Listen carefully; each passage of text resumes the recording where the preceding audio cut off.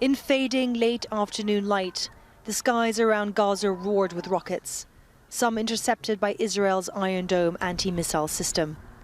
This was the response from Gaza's armed groups to an Israeli undercover incursion into the Strip on Sunday night that killed 7 members of Hamas's military wing, among them a senior commander and an Israeli officer.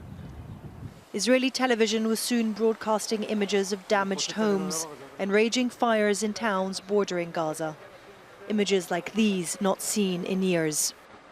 One of the targets, a bus, which Palestinian media said had just unloaded a group of Israeli soldiers before it was struck by an anti-tank weapon. And almost as soon as the rocket fire began, Israel started striking targets across the Strip. Among them, the headquarters of Hamas's Al-Aqsa television, minutes after a warning call came in telling staff to evacuate. Israel striking targets in the heart of populated areas.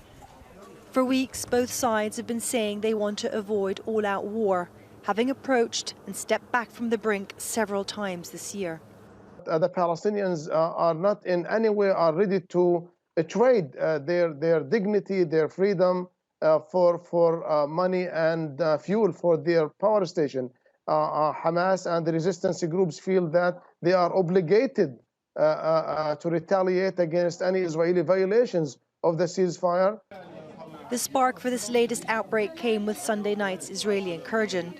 The Israeli military said it was an operation to safeguard Israel's security and not an assassination attempt, something Hamas publicly accepted, suggesting at one point that an early de-escalation might have been possible, notwithstanding the calls for retaliation that came at its fighters' funerals. It all follows palpable progress in talks involving Israel and Hamas, led by Egypt and also the United Nations. Over the past 2 weeks, more fuel has been allowed into Gaza, increasing people's electricity from 4 hours a day to up to 16, and an injection of cash by Qatar.